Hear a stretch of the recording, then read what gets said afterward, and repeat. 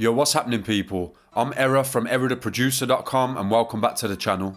In this video I'm going to be showing you a chord progression that I use a lot for making emotional or sad melodies. If this is your first time on the channel, then do me a favour and hit that subscribe button and click the bell next to it too if you'd like to be notified every time that I drop new videos. So let's not waste any more time and take a look at this chord progression.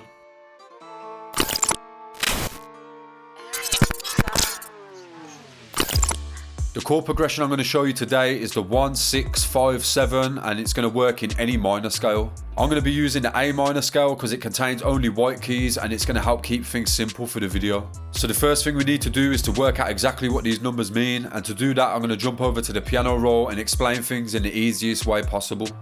So the 7 notes that fit into the A minor scale, and they are A, B, C, D, E, F, G, and then the next octave starts again on A.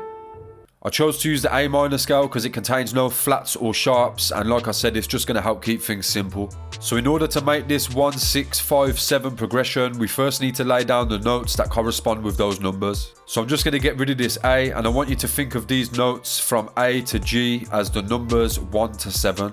So A is 1, B is 2, C is 3, and so on. So we know straight away that the first note in our progression is going to be the 1 in this case, which is A, so I'm going to drag that across to make it a full bar. The next note in the progression is the 6, so I'm going to take the F and move it across to the next bar. After this we want to take the 5, which in this case is E, and move this across to the third bar. And then we end it out on the 7, which is G. We can then get rid of the rest of these notes because we're not going to be using them. So there's quite a big jump between the first note and the last 3 notes, so I'm just going to take these last 3 and transpose them down an octave. Once we've got the root notes for our chords, actually building the chords themselves is the easy part. As usual, you're going to be using the scale highlighting to help you do this, and you want to start from your root note, skip 1 note within the scale and place the next note, then repeat that again by skipping the next note in the scale and then placing the last note. I'm just going to go through now and repeat that for the rest of my chords.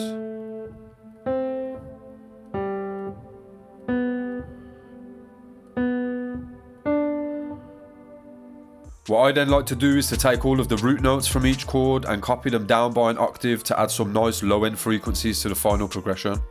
So we now have some chords laid down, and they are A minor, F major, E minor and G major.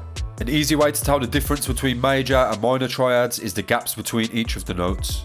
A minor triad is going to have a gap of 2 semitones between the first 2 notes, and then a gap of 3 semitones between the last 2 notes. And a major chord is going to be the same thing but in reverse. So we have a gap of 3 semitones between the first 2 notes and a gap of 2 semitones between the last 2. The next thing I like to do is to invert some of these chords, and this is going to help the chord progression sound a bit more full.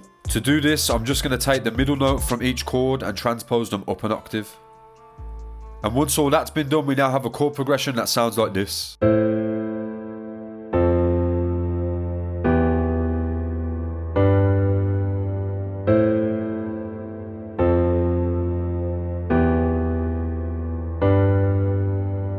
Next I want to add some variation to the progression, so I'm just going to copy the first 4 bars across to make the whole clip 8 bars. Next I'm going to remove the 4th chord from the first 4 bars, and then I'm going to take this 3rd chord and stretch it across.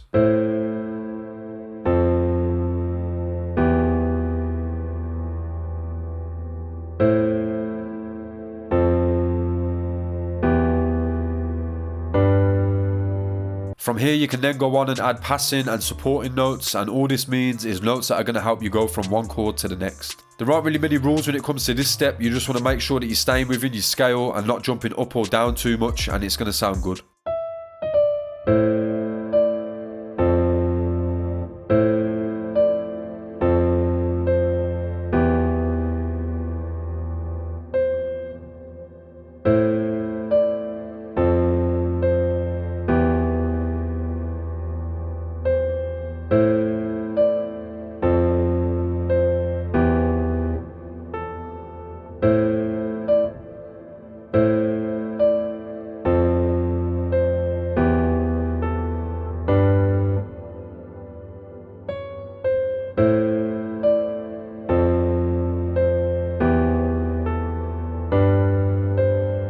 Now if you want your chords to have a bit of rhythm to them, then you can just offset them so they're not all hitting on the downbeat.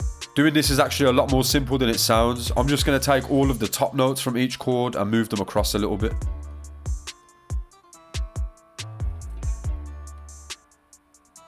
Next, I'm going to do the same with all of the middle notes, but I'm just going to move them across a little bit more. Now that I've moved these notes off the grid a little bit, the chord progression has a little more rhythm and is starting to sound more like a full melody.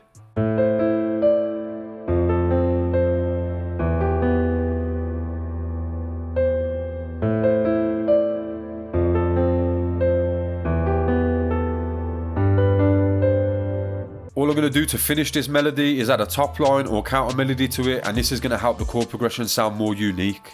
As I said at the start of the video, I'll go to this chord progression a lot when I'm making emotional or sad beats, and it's the counter melodies that help them sound different. Once again, for this step, you just want to make sure that you're staying inside your scale, and for the rest of it, you can just use your imagination. So I'm going to go ahead and lay down my top line, and then we can have a listen to how the full melody sounds.